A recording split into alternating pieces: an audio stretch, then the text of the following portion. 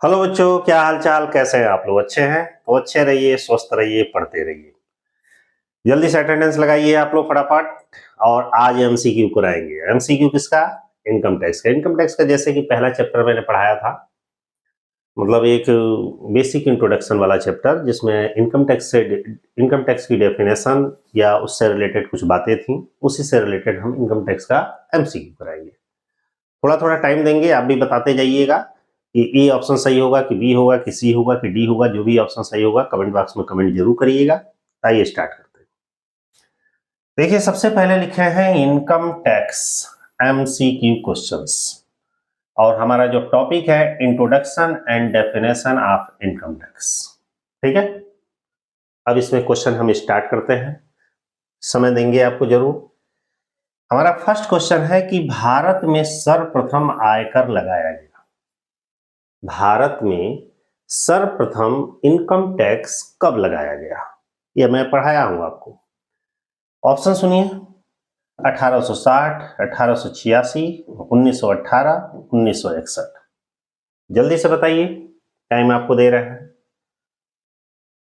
ज्यादा समय नहीं देंगे। तो यहां पे होगा ऑप्शन ए 1860 में। आपको बताए थे कि 1860 में इनकम टैक्स क्यों लगाया गया था।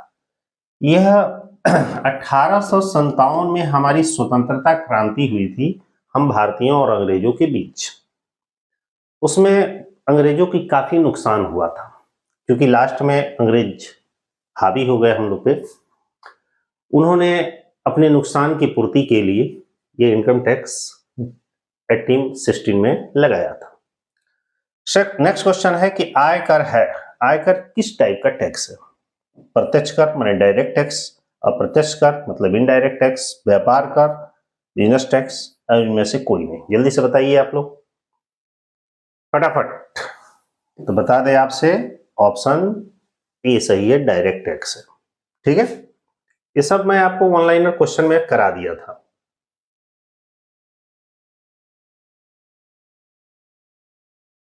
नेक्स्ट क्वेश्चन,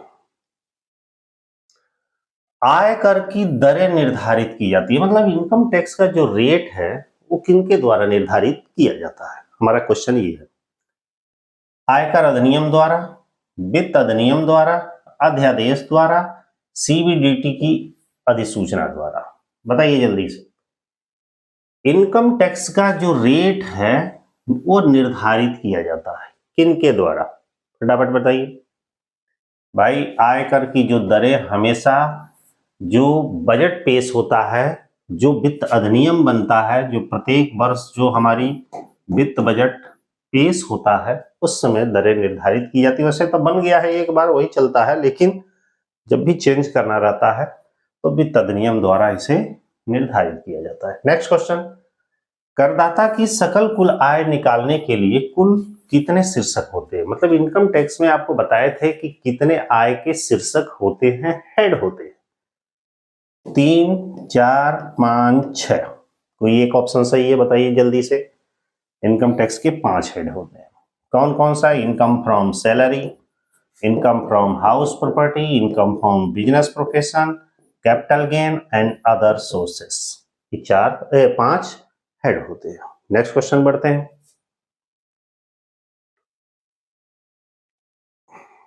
ध्यान दीजिएगा। नेक्स्ट क्वेश्चन है कि वर्तमान आयकर अधिनियम निम्न प्रकार से जाना जाता है, माने प्रेजेंट टाइम में जो हमारा इनकम टैक्स है वो किस अधिनियम के अंतर्गत जाना जाता है? आयकर अधिनियम 1922 प्रेजेंट में पूछ रहा है, ध्यान दीजिएगा। आयकर अधिनियम 1986, आयकर अधिनियम 1962, आयकर अधिनियम 1961। जल्दी से बताइए, प्रेजेंट टाइम में आयकर अधिनियम को किस नाम से जाना जाता है भाई? आयकर अधिनियम 1961। चूंकि 62 वाली बात है, कुछ लोग कंफ्यूज 62 हो जाते हैं, तो 62 में आयकर अधिनियम प्रभावी हुआ 1 अप्रैल को।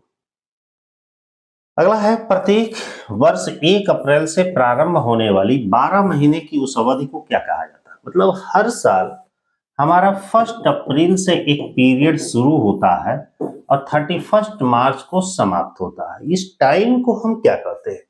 गत वर्ष माने प्रीवियस ईयर, लेखा वर्ष, अकाउंटिंग ईयर, कर निर्धारण वर्ष, असेसमेंट ईयर और वित्तीय वर्ष मतलब फाइनेंशियल ईयर किस नाम से जाना जाता है इनकम टैक्स के अकॉर्डिंग? बताइए जल्दी से। कर निर्धारण वर्ष, क्योंकि कर निर्धारण वर्ष हमेशा 12 महीने का होता है, उससे कम नहीं होता है। गत वर्ष तो कम हो सकता है। नेक्स्ट क्वेश्चन बढ़ते हैं।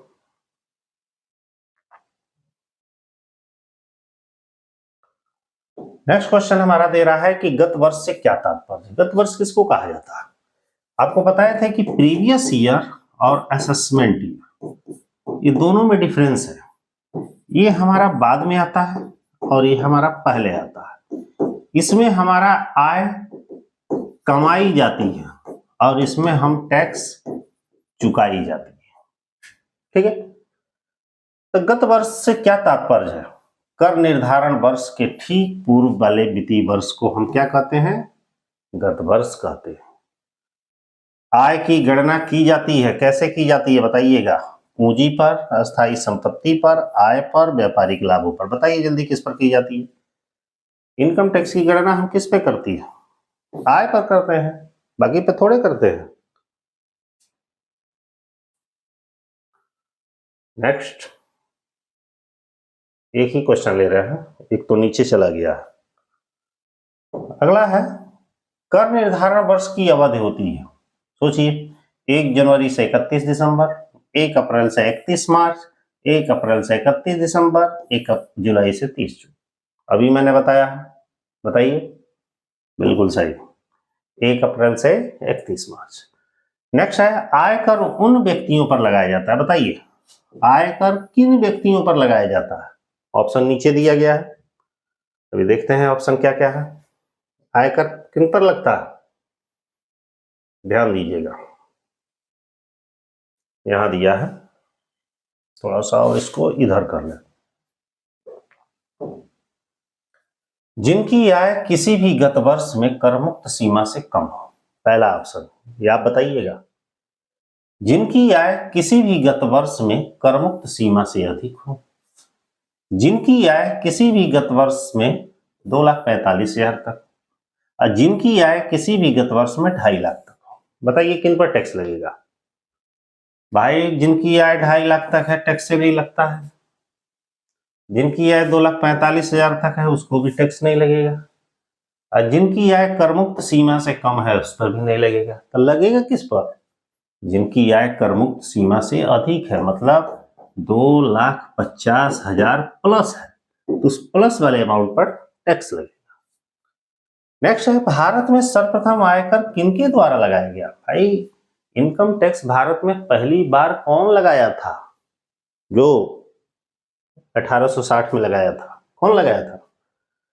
Sir James Wilson, sir James, sir Newton and sir Lucas Pacioli. जल्दी से बताइए। Option A sir James Wilson. ठीक है,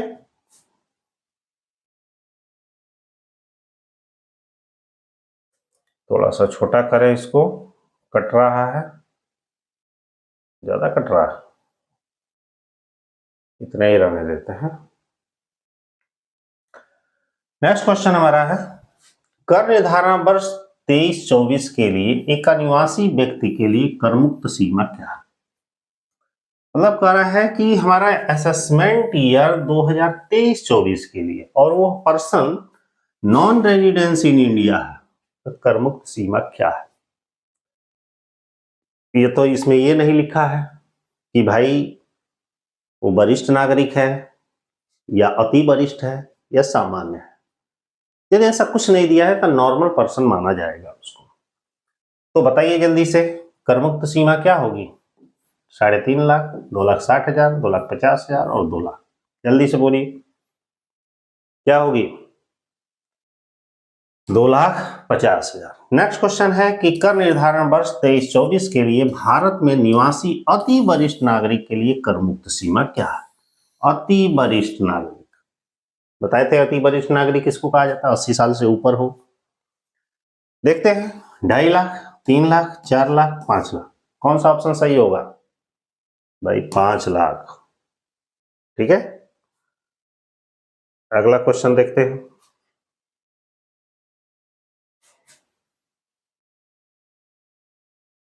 इसको तो थोड़ा जूम करना पड़ेगा, क्वेश्चन ही कट जा रहा है। चलिए कोई बात नहीं, 3 क्वेश्चन आ जाएगा। कर निर्धारण वर्ष 23-24 के लिए एक महिला, ध्यान दीजिएगा महिला कह रहा है, भारत में निवासी है और जिनकी आयु 60 वर्ष से अधिक है के लिए कर मुक्त सीमा क्या है। ध्यान दीजिएगा 60 वर्ष से अधिक का हो गया तो हमारी वरिष्ठ नागरिक हो गई। क्या हो गई? वरिष्ठ नागरिक, सीनियर सिटीजन। और सीनियर सिटीजन के लिए तो जानते ही हैं कितना है, 3 लाख। अति सुपर सीनियर सिटीजन होती तो भाई 5 लाख। देखिए 1,90,000, 2,40,000, 3 लाख, 3.5 लाख, कौन सा ऑप्शन सही होगा? 3 लाख का। एक और है, आयकर विभाग किसके नियंत्रण में कार्य करता है? थोड़ा बड़ा कर दें तो और अच्छा दिखेगा।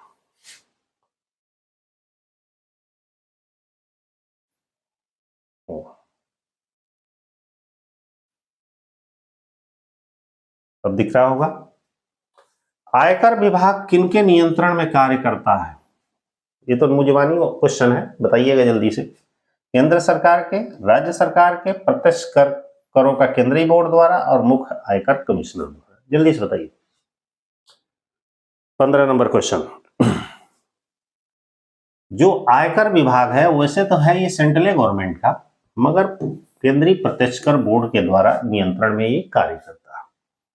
अगला है, आयकर अधिनियम में व्यक्ति से क्या तात्पर्य? एक पर्सन किसको कहते हैं, व्यक्ति किसको कहते हैं?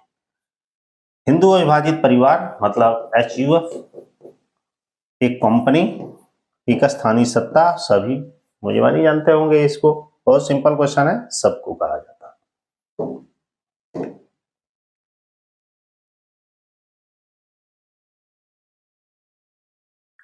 और उसको तो छोटा करना पड़ेगा, कोई बड़ा है कोई छोटा है। चलिए अगला है कि विभिन्न शीर्षकों की आय के योग को क्या कहा जाता है? मतलब ये कि जब हम income from salary, house, property, business, profession, capital gain and other sources सबको जोड़ दिया जाता है तो क्या निकलता है? Gross total income. देखिए सकल कुल आय है तो यही ऑप्शन सही है, आगे देखने की जरूरत है नहीं है। नीचे कह रहा है कि आय कर के लिए अति वरिष्ठ नागरिक वह व्यक्ति होता है जिसकी आयु निम्न से अधिक हो। अति वरिष्ठ, super senior citizen. Super senior citizen कौन होता है? 60 वर्ष वाला नहीं, 65 वर्ष वाला नहीं, 80 वर्ष वाला, बिल्कुल। तो ये ऑप्शन सही है। आगे देखें, इसमें भी एक क्वेश्चन कट गया है। लिखा है गत वर्ष सदैव समाप्त होता है। भाई गत वर्ष कब समाप्त होता है? कोई भी वर्ष इनकम टैक्स में 31 मार्च को समाप्त होता है, चाहे वो गत वर्ष हो या कर निर्धारण वर्ष हो, 31 मार्च को। नेक्स्ट, वित्तीय वर्ष 22-23 का कर निर्धारण वर्ष कौन सा होगा? मतलब हमारा वित्तीय वर्ष 22-23 मतलब हमारा प्रीवियस ईयर जो है 2022 और 23 है, तो हमारा असेसमेंट ईयर क्या होगा? ठीक इसके आगे ही होगा, 2023-24 होगा। देखिए कोई ऑप्शन है? यही तो दिख रहा है, पहला ही सही है, आगे देखने की जरूरत ही नहीं है।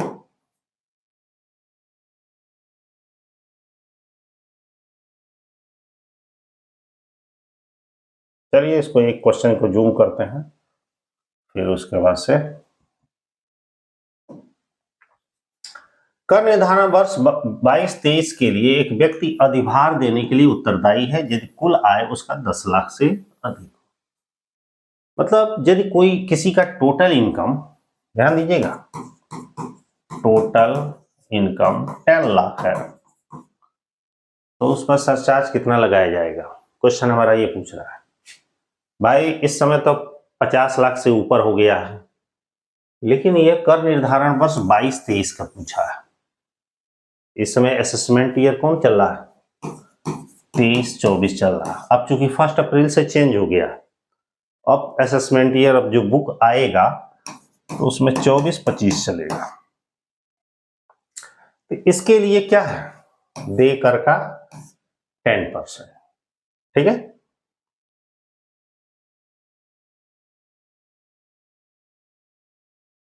अब बड़ा कर सकते हैं।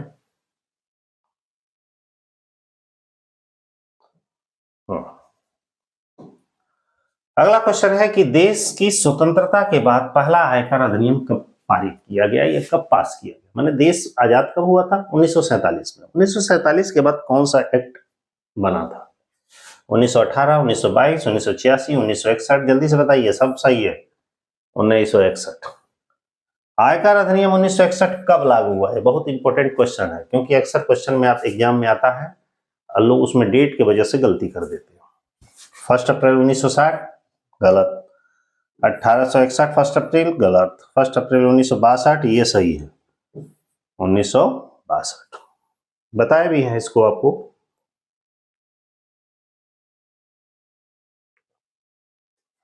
अगला क्वेश्चन, किस अधिनियम में कृषि आय को करमुक्त घोषित किया? बताइए। वैसे जानते ही होंगे कि भारत में जो कृषि आय होता है पूर्णतः कर से मुक्त होता है। पूछा जा रहा है कि एग्रीकल्चर इनकम को भारत से, माने भारत की कृषि आय से, कृषि आय को कर मुक्त कब से कब घोषित किया गया? आप बताइए जल्दी से। 1860, 1886, 1887, 1868? जल्दी से बताइए किस अधिनियम में किया गया? 1886 के अधिनियम में, बिल्कुल सही। निम्न में से कौन वरिष्ठ नागरिक है? बताइए, वरिष्ठ नागरिक। 1845 वाला, 50 से 60 वाला, 60 से 80 वाला, 80 से ज्यादा वाला? केवल वरिष्ठ पूछा, तो 60 से 80 वाला वरिष्ठ नागरिक। आगे बढ़ते हैं। अगला क्वेश्चन कह रहा है कि यदि सट्टा हो, लॉटरी हो आदि पर कर की दर क्या होती है? कोई भी सट्टा, कोई भी लॉटरी, शर्त, जुआ, दांव पे जो भी हो, उस पर 30% के रेट से टैक्स लगाया जाता है। ध्यान दीजिए, जैसे देखते होंगे आजकल माई 11 सर्किल चल रहा है, ड्री 11 चल रहा है, बहुत सारे एप्लीकेशन चल रहे हैं। उस पर 10,000 रुपये से आप अधिक जीतते हैं, तो उस पर क्या होता है? 30% गवर्नमेंट टैक्स लेती है। केबीसी का चलता है, उस पर जैसे 1 करोड़ जीतते हैं, 10 लाख, 20 लाख, 30 लाख जीतते हैं, जहां 10,000 रुपये से अधिक जीतते हैं उस पर 30% गवर्नमेंट टैक्स लगाती है। अगला है, अभ्यस्त की आय पर कितने रुपए तक का आयकर से छूट मिलती है? मतलब एक माइनर पर्सन है और पैसा कमाता है, जिसकी उम्र 18 वर्ष से कम है, तो कितना छूट मिलता है? भाई 1500 रुपए। नॉर्मल चीजें हैं, इसको याद होना चाहिए।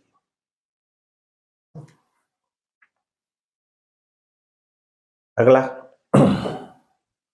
दीर्घकालीन पूंजी लाभ पर आयकर की दर क्या होती है? पूछ रहा है लॉन्ग टर्म कैपिटल गेन पर टैक्स कितना लगता है? सीधे 20% लगता है। देखिए कहीं है 20%? ये सही है। गत वर्ष को किस धारा के अंतर्गत रखा गया? कभी कभी सेक्शन भी पूछ देता है कि भाई हमारा जो प्रीवियस ईयर है ये किस सेक्शन के अंतर्गत डिफाइन किया गया है? जल्दी से बताइए आप लोग। भाई 3A में डिफाइन किया गया।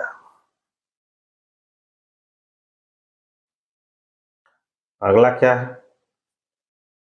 पूछा जा रहा है कि जिस वर्ष आय कमाई जाती है उस वर्ष को क्या कहते हैं? हम जिस वर्ष पैसा कमाते हैं उस वर्ष थोड़े टैक्स देते हैं, उसके अगले साल देते हैं। लेकिन जिस वर्ष कमाते हैं उसको किस नाम से जानते हैं? गत वर्ष के नाम से, मतलब प्रीवियस ईयर के नाम से। बाकी ऑप्शन नीचे हैं, ऊपर ही सही हो गया है डेट चेंज होने पर।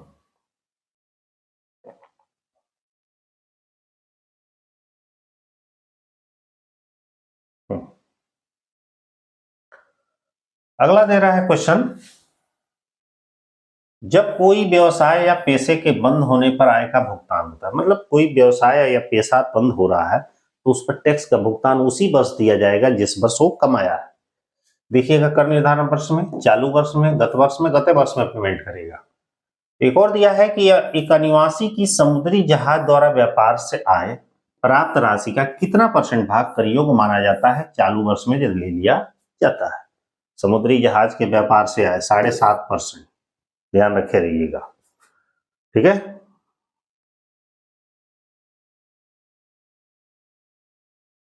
आगे बढ़ते हैं।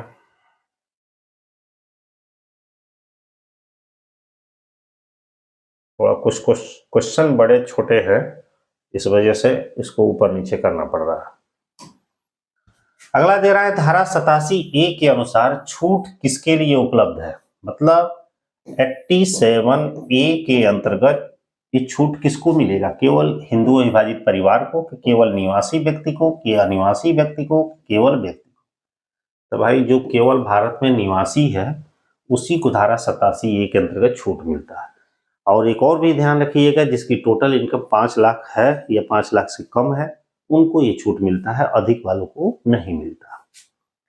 भारत में सर्वप्रथम आयकर किस कारण से लागू हुई, ध्यान दीजिएगा, किस कारण से, भुखमरी के कारण से ना, सूखा के कारण से नहीं, स्वतंत्रता संग्राम के कारण हुई हानि की क्षतिपूर्ति के लिए इसके कारण लागू। एक और क्वेश्चन दे रहा है कि प्रथम बार किस अधिनियम में यह नियम बनाया गया कि आयकर गत वर्ष की आय पर चालू वर्ष में लगाया जाएगा। मतलब किस एक्ट में यह नियम बनाया गया कि जो इनकम टैक्स है गत वर्ष की आय पर चालू वर्ष में ही लगाया जाएगा। आयकर अधिनियम 1886, 1860, 1922, 1939। जल्दी से बताइए पढ़ के। भाई 1860 के अधिनियम में ये बनाया गया था।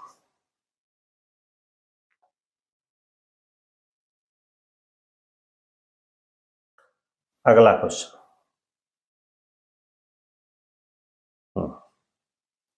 अगला क्वेश्चन कह रहा है कि आयकर अधिनियम 1961 में सिक्किम आयकर अधिनियम 1961 में सिक्किम कब शामिल हुआ।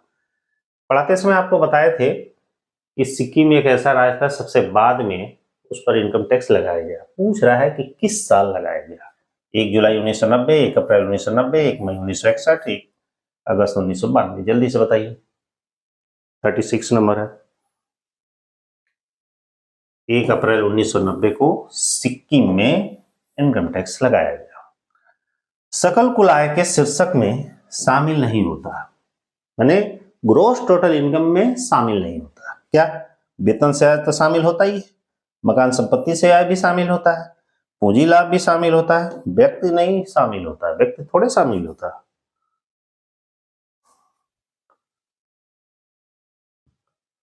क्या ये क्वेश्चन ही छोटा हो रहा है और ये क्वेश्चन बड़ा हो रहा है। हाँ, इसमें देखिए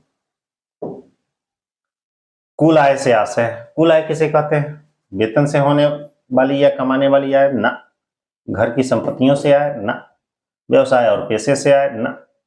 धारा 80C से यू तक के कुछ भुगतानों या निवेशों के कारण जो कटौती मिलती है उसी को टोटल इनकम कहा जाता है। जैसे एग्जांपल सपोज करिए कि हमारा इनकम फ्रॉम सैलरी है, इनकम फ्रॉम हाउस प्रॉपर्टी है, इनकम फ्रॉम बिजनेस प्रोफेशन है, इनकम फ्रॉम कैपिटल गेन है, इनकम फ्रॉम अदर सोर्सेस है।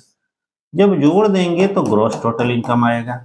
इसमें से हम डिडक्शन घटाते हैं, डिडक्शन, और ये डिडक्शन होता है अंडर सेक्शन 80C से लेकर 80U तक के। जब डिडक्शन घटा देते हैं तो जो आता है उसे हम बोलते हैं टोटल इनकम, बोलते हैं। तो यही ऑप्शन सही है। लास्ट क्वेश्चन, आकस्मिक आय किसे कहते हैं, कैजुअल इनकम।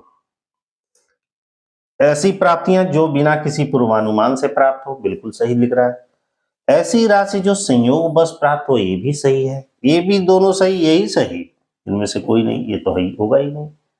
मतलब कैजुअल इनकम हम उसी को कहते हैं कि जो बिना भाग्य बस, संयोग बस, अचानक कहीं भी बिना प्रयास से अचानक मिल जाए, जिसकी हम कल्पना न किए, तो उसी को हम बोलते हैं कैजुअल इनकम। तो भाई इस तरह आप लोग का ये इनकम टैक्स का कुछ इंपॉर्टेंट क्वेश्चंस थे, वो आपको करा दिया गया। पढ़ते रहिएगा। अभी तो मान लीजिए डेट अभी आगे है, चल ही रहा है, चलने दीजिए उसको, ठीक ना। लेकिन आप लोग अपनी तैयारी जारी रखिए, कभी न कभी तो एग्जाम होगा ही होगा, टाइम से अपने होगा, या थोड़ा 1 महीना और समय मिलेगा, जो भी हो आप लोग मेहनत करके पढ़ते रहिए, ठीक है। ऑल द बेस्ट, फिर मिलते हैं। एक चीज और बता दें, कभी कभी ऐसा भी होता है कि भाई मैं अवेलेबल नहीं रहता हूँ, इसलिए लेक्चर जा नहीं पाता है, तो उसका टेंशन ना लीजिएगा। जब कहा गया है तो कंटिन्यू चलेगा तो चलेगा। All the best.